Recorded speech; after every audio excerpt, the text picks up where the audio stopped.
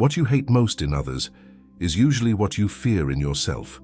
That trait that disgusts you, that weakness you cannot tolerate, that behavior that triggers a secret rage. Why does it disturb you so much? Why does it feel so personal? This is not random. This is not coincidence. It is a mirror. A cracked, distorted reflection of the part of you you've spent your whole life denying. Carl Jung gave this hidden dimension a name: the shadow. It is not the polished self you present to the world, the good person mask you carefully maintain. The shadow is everything you've pushed down, locked away, and labeled unacceptable. It is the anger you suppressed to be liked, the jealousy you denied to appear kind, the desire you silenced to seem pure. From early childhood, we begin to split. A child learns very quickly. Certain behaviors bring love, others bring punishment. A smile is rewarded, a tantrum is shamed.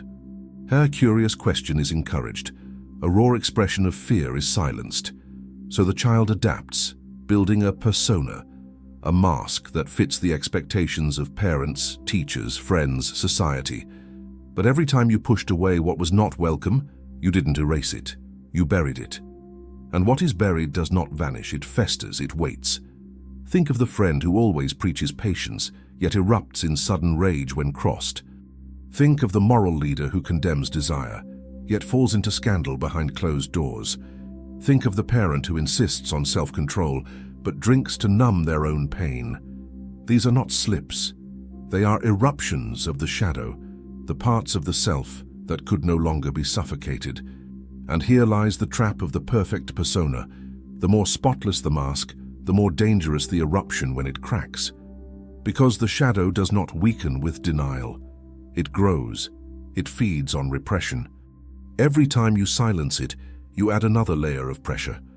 And when the mask finally shatters, the explosion is not gentle, it is devastating. Society calls these moments hypocrisy, scandal, or downfall. But Jung saw them as inevitabilities. What is not integrated returns. What is not owned controls you from behind the curtain. Think about it. Why does arrogance in someone else trigger your rage? Why does cowardice disgust you so deeply? Why does greed feel like a personal insult when you see it in others? Because the broken mirror is already inside you. You are not just seeing them, you are seeing yourself. The qualities you cannot stand in others are the qualities you swore you never had. But the truth is harder, you do have them. You just learned to hide them so deeply that you forgot. And yet the shadow does not forget. It leaks through micro-expressions, slips of the tongue, sudden reactions you can't explain.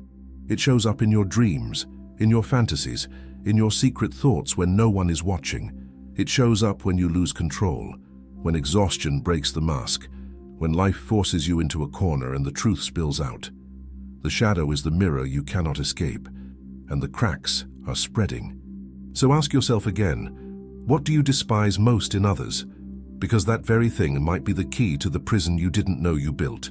Denial is not silence, it is construction, layer upon layer of walls, locks, disguises.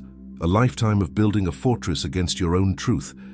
Every time you told yourself, that's not me, you added another stone to the wall.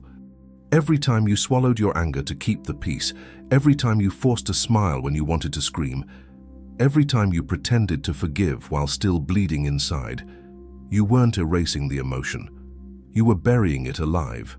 And what is buried alive does not stay quiet. It scratches at the floorboards of your mind. It leaks through the cracks of your behavior. Have you ever wondered why certain situations trigger you so strongly? Why a harmless comment suddenly fills you with rage? Why someone else's success makes your chest burn with envy? These are not random moods. They are the whispers of your shadow, the voice of everything you've refused to hear. The tragedy is that denial is praised. Society rewards the mask, not the truth. Be polite, be agreeable, be successful, smile for the camera, show strength, hide weakness. From school to workplace to family dinners, the message is the same: perform. Do not show what unsettles others, bury it and move on. But repression is not erasure, it is distortion. The shadow you deny begins to twist. Anger becomes passive aggression, desire becomes obsession, fear becomes self-sabotage, and you wonder why life feels haunted, as if something inside you is working against you. Jung warned of this very thing. Until you make the unconscious conscious, it will direct your life and you will call it fate. You think you're in control, but you're not. The shadow is steering the wheel from the dark while you cling to the illusion of mastery. Look closer. The person who denies loneliness becomes clingy and suffocating in relationships. The person who denies anger becomes resentful, bitter, and explosive in secret. The person who denies fear becomes reckless, making choices that spiral into chaos. This is the invisible symptom of denial. You create the very monster you are running from, because what you resist does not disappear. It grows teeth. It learns to bite from the dark. Here lies the cruel paradox. You become both jailer and prisoner. You spend your life locking the shadow away, only to realize the lock is on your own chest. The energy you spend hiding your darkness drains the very life force you need to live fully. And the shadow smiles. Because it knows what you've forgotten. Every ounce of energy spent repressing it is energy it can one day use to consume you. You think denial makes you safe, but denial only sharpens the claws of what waits beneath. The monster you feed in silence will one day roar. Everyone says they want to be good, pure, kind, untouched by corruption. But what happens when you chase only light? You become fragile, naive, blind to the truth that every star casts a shadow. The obsession with goodness creates weakness. The more you cling to purity, the more brittle you become. Because purity without darkness is an illusion, a mask that cannot survive the weight of reality. History repeats this lesson again and again. Think of the saints who swore to banish desire, only to be consumed by it in secret. The prophets who preached righteousness, but whose hidden shadows brought scandal and ruin. The kings who promised justice, only to fall to tyranny once their own appetites broke through the mask. They weren't born as monsters. They became monsters because they tried to amputate half of themselves. What they rejected returned in distorted form, what Jung called enantiodromia, the reversal into the opposite. Even the myths across cultures whisper the same truth. Apollo, god of light, was not only healer, but also bringer of plague. Shiva, revered as the destroyer, is at the same time the source of creation. In the story of Christ, descent into hell precedes resurrection into heaven. Always the same paradox. No true light exists without shadow. And yet society continues to chant the same shallow mantra. Be positive, be good, be light. As if your humanity can survive amputated. As if ignoring your own darkness will somehow erase it. But the paradox cannot be escaped. The more you deny your shadow, the dimmer your light becomes. Because light without shadow is not light at all, it is blindness. Look at nature. A tree grows strong not because it avoids the darkness of the soil, but because its roots descend deep into it. The flower blooms only after the seed has cracked open in the dark earth. The sun itself only becomes visible when contrasted against the void of night. So why do you think you can shine without embracing your own darkness? Real strength is not purity. Real strength is paradox. It is the warrior who carries both tenderness and ferocity, the sage who holds wisdom and madness within the same vessel, the artist who channels pain into beauty. The truth is unsettling. What you fear in yourself is not the end of your goodness. It is the foundation of it. Without rage, you would never defend what matters. Without fear, you would never learn caution. Without grief, you would never know compassion. Light exists only because of shadow, and to chase only one is to lose both. The paradox stands eternal. The part of you you've condemned as darkness is the very thing that makes your light visible. There comes a moment when running is no longer possible. The shadow you buried breaks the surface, not as a demon outside, but as a voice within. At first, it terrifies you. It whispers the thoughts you swore you'd never have. It shows you the cravings you've condemned, the rage you've swallowed, the fears you've mocked in others. You want to silence it, but every attempt makes it louder. Until one day you realize this is not an intruder, this is you. The path of integration begins not with conquest, but with conversation. Instead of projecting the shadow onto others, judging, blaming, condemning, you turn inward. You ask, why are you here? What do you want from me? What truth have I been too afraid to admit? It feels impossible at first. The shadow's voice is raw, unsettling, full of truths you've avoided for years. But the longer you listen, the clearer it becomes. The shadow is not a beast to kill. It is a child you locked in the basement, angry, neglected, desperate for recognition. When you face it, something extraordinary happens. The monster softens, the enemy dissolves. The voice becomes less threatening and more human. But here lies the climax of the journey. You must accept the unacceptable. The envy, the lust, the grief, the hunger for power, the unspoken rage. Not as shameful stains on your soul, but as parts of you. Raw material, energy waiting to be transformed. This is the terrifying paradox of self-discovery. The very thing you thought would destroy you is the key to your wholeness. Look at myths again. In the Greek story of Persephone, she must descend into the underworld before she can become queen of spring. In Dante's Divine Comedy, the path to paradise begins with a descent into hell. In every initiation rite, the hero must walk into darkness, not around it. The same is true for you. There is no bypass, no shortcut. To meet your shadow is to step into the underworld of your own mind, armed with nothing but honesty. And yes, it feels like death. Death of your persona, death of the image you crafted, death of the comfort of pretending. But beyond that, death lies something far more powerful: rebirth. The encounter is not a single event, but a lifelong practice. Some days it is brutal honesty in your journal. Other days it is catching yourself mid-judgment and asking, is this them or is this my projection? Sometimes it is sitting in silence, letting the emotions you've buried rise and breathe. The first time you do this, you may feel like you're falling apart, but in truth, you're falling into yourself. And when you finally dare to look into the cracked mirror without flinching, when you can whisper, I see you, you are me, and I will no longer hide, that is when the prison walls collapse. The shadow was never here to destroy you. It was waiting for you to come home. Alchemy was never about turning lead into gold. It was always a metaphor for something far more radical, turning the heaviness of the soul into radiance. And this is the secret of the shadow. Every dark emotion carries within it a hidden treasure, if you dare to face it. Anger is not only destruction. When transmuted, it becomes clarity, boundaries, the courage to protect what matters. Fear is not only paralysis. When embraced, it sharpens perception, warns of danger, and guides you like a compass through uncertainty. Even envy, when faced honestly, becomes direction. It reveals what you truly desire but have been too afraid to claim. The alchemist does not reject the raw material. He takes what looks worthless, ashes, lead, poison, and refines it into something luminous. The psyche works the same way. What you've condemned as ugly or unacceptable is actually fuel for transformation. But alchemy requires fire. It requires discomfort. It demands the courage to sit with what burns instead of running. Most people refuse this fire. They prefer to keep the shadow in the basement, feeding it scraps of denial, pretending it isn't there. But repression does not extinguish the shadow. It only makes it hungrier. The inner alchemist chooses differently. He descends into the fire willingly, allowing the shadow's heat to melt away illusions. He does not ask, how do I get rid of this? He asks, what can this teach me?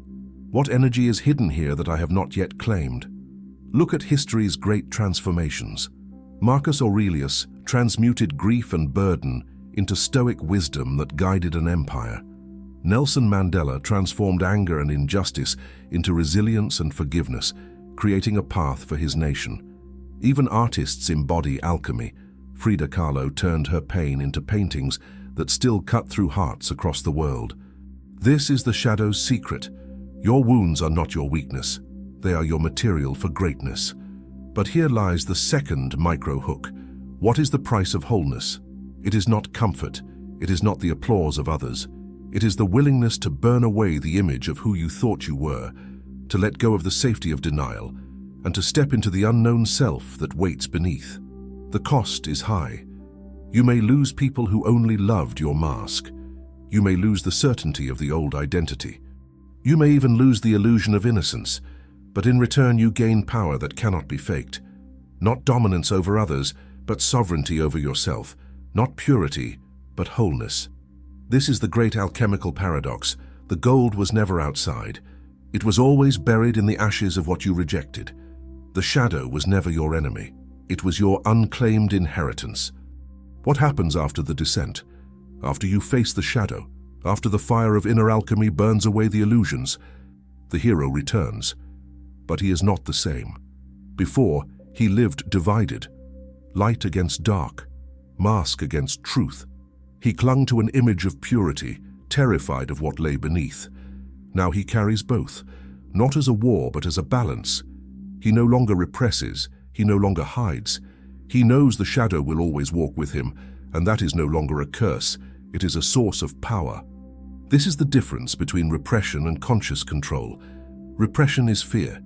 It is the desperate attempt to bury what you don't understand, locking it away in the hope it will vanish. But what is buried grows teeth.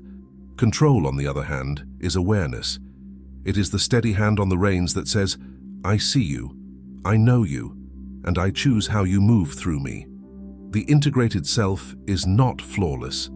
He still feels anger, envy, lust, grief.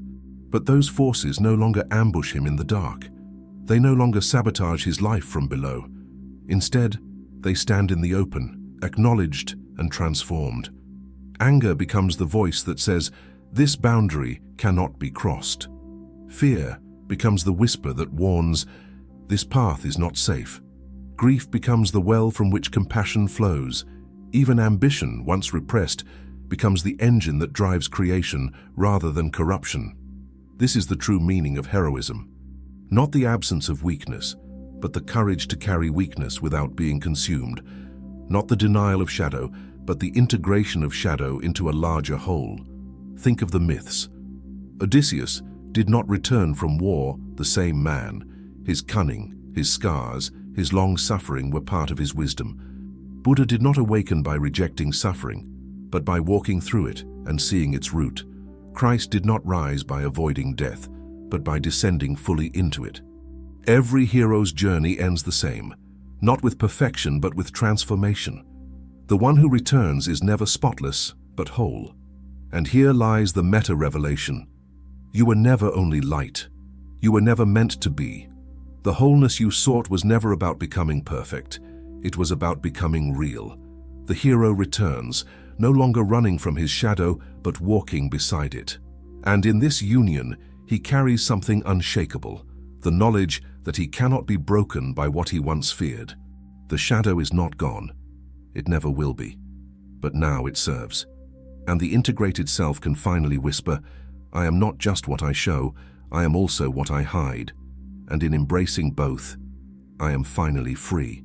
What you hate most in others was never about them. It was always about you. The broken mirror was showing you the face you refused to see. And now, after the descent, after the fire, after the return, you see differently. The reflection has not disappeared. The cracks are still there. But the shame is gone. Because you are no longer running from yourself. You carry what you once rejected. You walk with it. You turn it into strength. This is the eternal echo of the shadow. The part of you that you feared would destroy you becomes the foundation of your power. The first steps are deceptively simple, yet profoundly difficult. Notice what triggers you. Instead of asking, why are they like that? Ask, why does this touch me so deeply? Pause before judgment.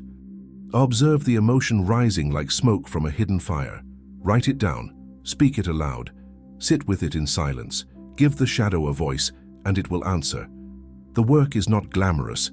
It is not a single moment of enlightenment. Integration is not an event. It is a rhythm, a daily dance.